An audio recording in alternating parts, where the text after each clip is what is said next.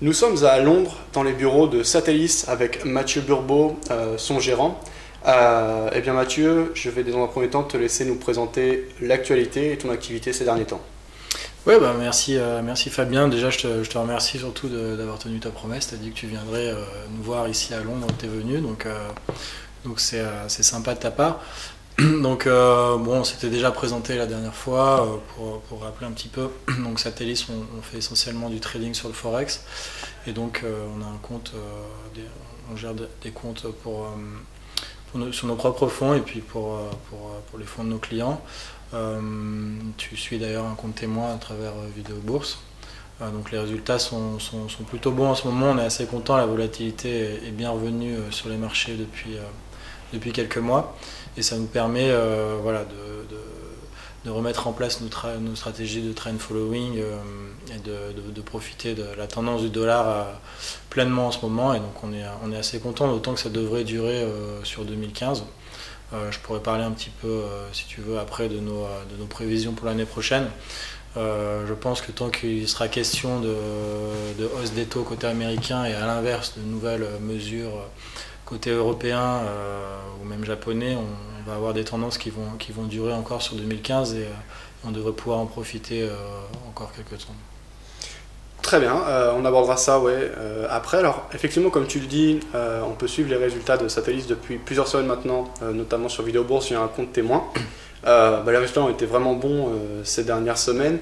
Je crois qu'on a fait un pic à plus 10%. Là, on doit être à 7-8% de profit. Depuis octobre, le compte témoin est en place depuis début octobre. Depuis début octobre, ouais. Donc tu précises que c'était vraiment une bonne période parce que le marché a beaucoup bougé. Sinon, sur l'ensemble de l'année, en fait, quels sont vos résultats sur 2014?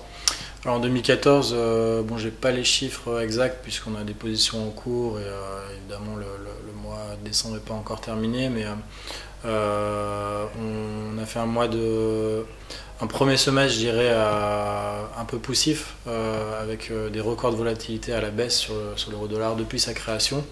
Donc là, nos systèmes avaient du mal à s'exprimer et comme tu le dis, on rattaque fort là depuis quelques mois et donc on va finir l'année probablement entre 5 et 10% de rendement sur 2014. Après une année 2013 à 25%, donc on va faire un peu moins bien, mais nos clients sont contents qu'on puisse sur la longueur conserver leurs fonds et puis les faire progresser surtout dès que les conditions le permettent. Très bien. Effectivement, tout à l'heure, on discutait. Tu m'as dit donc que Satellis existe depuis 2006. Donc, on a maintenant 9 années d'historique. Tu disais sur ces 9 années, il y a 8 années positives et une année négative. Donc, ça crédibilise l'offre sur le long terme. Voilà, on a 2009 qui était négatif. La moins-value 2009 est rattrapée en 2010. Et depuis, on enchaîne les années. Bon, on est sur des rendements qui oscillent entre 10 et 20%, mais à chaque fois on arrive à être positif. On est même, comme je le disais, à plus 25 l'année dernière, avant les fees, mais bon, c'est des performances qui effectivement se crédibilisent sur la longueur. C'est toujours facile de doubler son capital sur une courte période en prenant des risques, mais tenir un rendement sur la longueur, je pense que c'est ça qui est le plus important et c'est la première chose à regarder oui, quand on sélectionne un partenaire, de voir depuis combien de temps il traite. Ouais. Très bien. Au niveau de l'approche, donc c'est toujours focalisé sur le forex uniquement. Tu travailles également avec Nicolas Aleski, qui est ton partenaire. Alexis, ouais. Alexis, pardon. Qui est ton partenaire, effectivement, qui travaille plus sur la partie automatique. Donc vous, en fait, vous cherchez à diversifier vos stratégies. C'est-à-dire, toi, tu as donc une vision discrétionnaire et vraiment un rôle d'analyste et tu prends les positions. Mais il y a aussi un aspect plus automatique, plus systématique.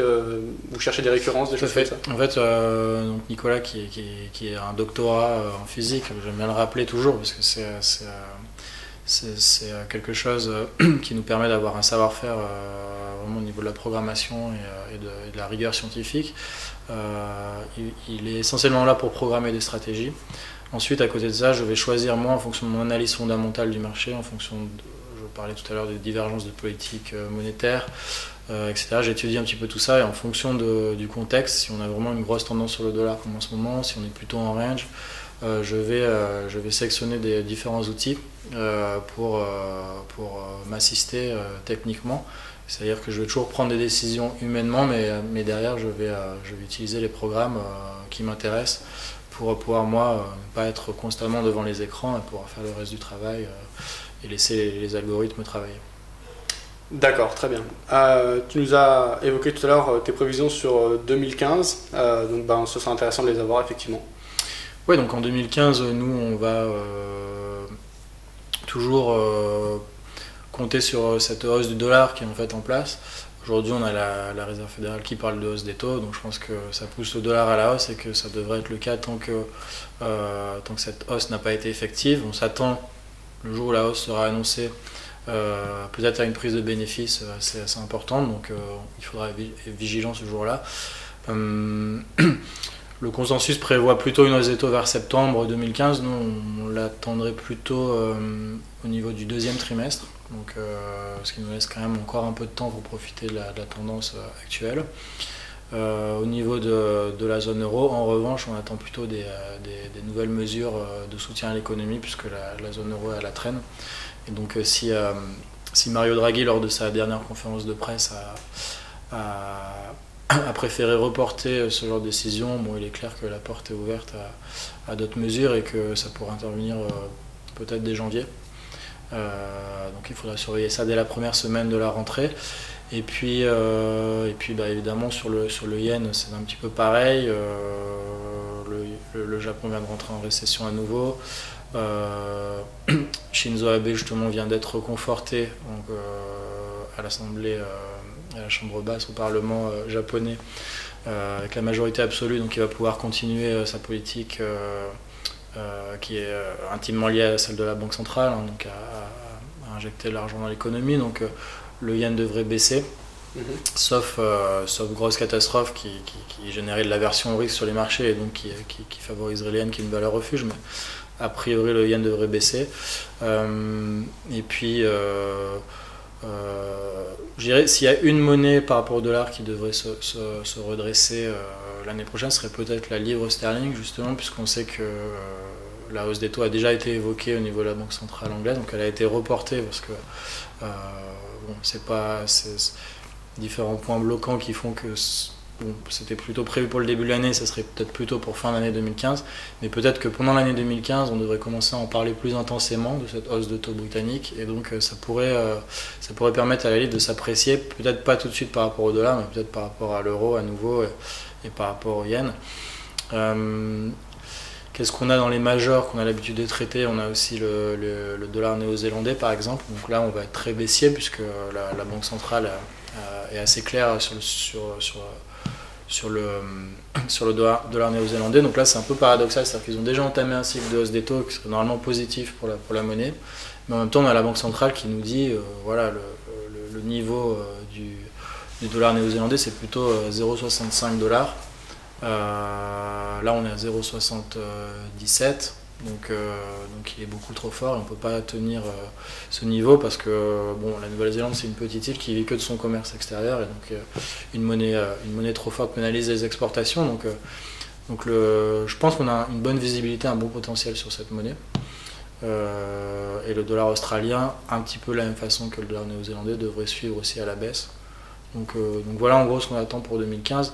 En tout état de cause, on attend une bien meilleure volatilité qu'en 2014, que début 2014, et donc des performances qui devraient plus se rapprocher de celles qu'on a fait en 2013 que de celles qu'on a pu faire au premier semestre de cette année en fait.